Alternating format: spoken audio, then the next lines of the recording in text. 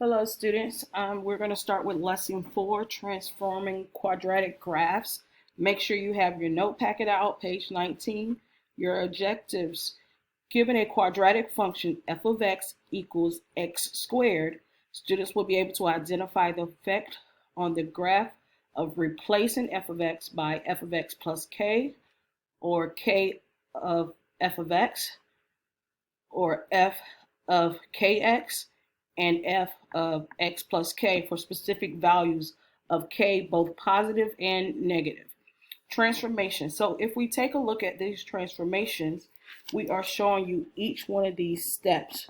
Your f of x squared, we're starting with, that's the parent function. We know that as the parent function or the parent graph. Then you have from here, then you have the next one of y equals 3x squared. So make sure you look at the difference of that. So the difference of this is still pointing up, but it got wider, it got narrower, so smaller than the parent function of this, okay? Next one, the next transformation, it transformed over the x-axis. So it went from a concave up to a concave down, which here we talked about both the positive and negative.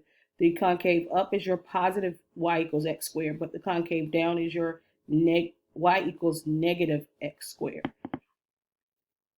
Okay, this one, it showed this is the parent one. This one shifted a little bit to the left.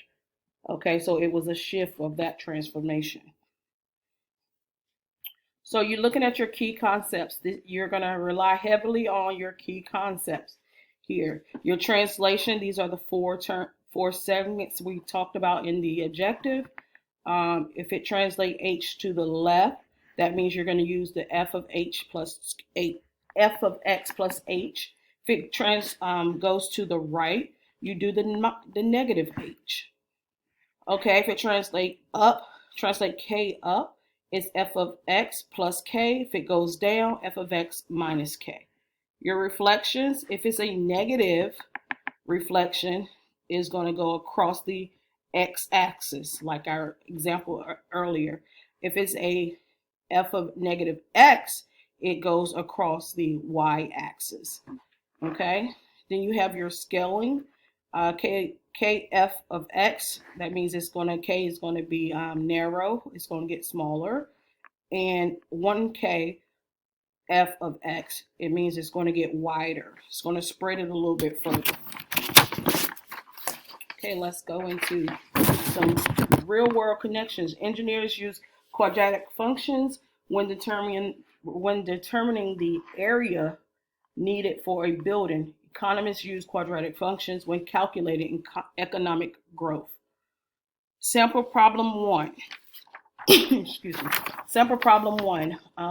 The parabola y equals x squared is shifted up by 2 units and to the right by 3 units. Okay. Remember, we know that the parent function was that y equals x squared. Okay. And then we did our equations. Our regular equation that we learned last unit was y equals a times x minus h squared plus k, remember? And so we're going to take what it says. It says it's shifted up by 2.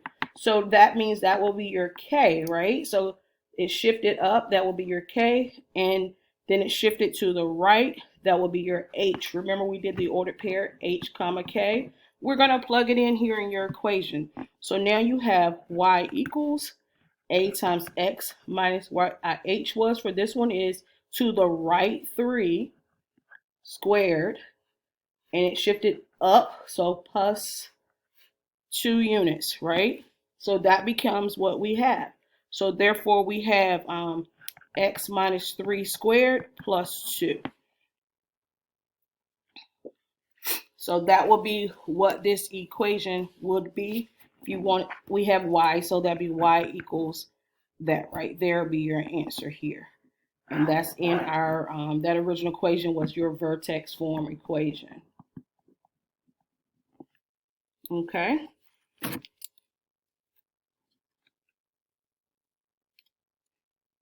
Let's do the next example.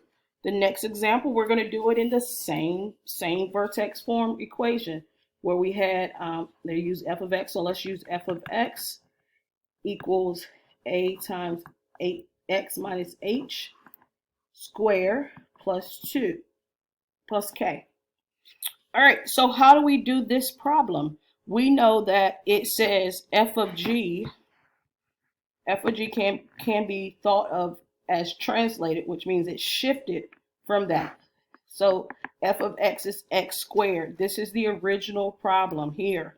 Now we know, let's see how far this shifted down. Let's go 1, 2, 3. It shifted down 3, 4. It shifted down 4, and then it went over 4, right, from the original.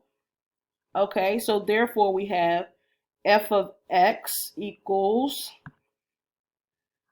x minus 3, and we know that it's x minus 3 squared minus 4 here. And from here, we're going to factor this out. If we have a negative here, we know that this is x minus 3 times x minus 3 minus 4. So we need to FOIL this out to get the answer. So then we have x squared minus 6x plus 9 minus 4. Combine like terms here, you have x squared minus 6x plus 5. Combining these two like terms. So this will be your g of x factor for that one. Okay, give you a few minutes to write that down. Okay, now example 3, it says functions g can be thought of as a scale of f of x equals y squared. So we know that looking on the front, key concept scaling mean, looking at this is your parent function in blue. So now we have to figure out what happened in the bottom one. So it either got smaller than the parent or it got bigger. Looking at this, we know it got wider. So we know the equation setup that we need is 1k equals f of x, right? So with the information that we have here, we're going to be solving for k. So we're just going to divide this by that, right? So now we have 4k equals -1. Okay, that's what it is. 4k equals -1. Get k by itself, we're just going to divide. So this was a scale factor of -1/4. How do we get that? We can find a nice point here and we can actually do the math. This point becomes 2, 4. What is the difference between here and here? Once you do the math on that, you'll get k equals -1/4.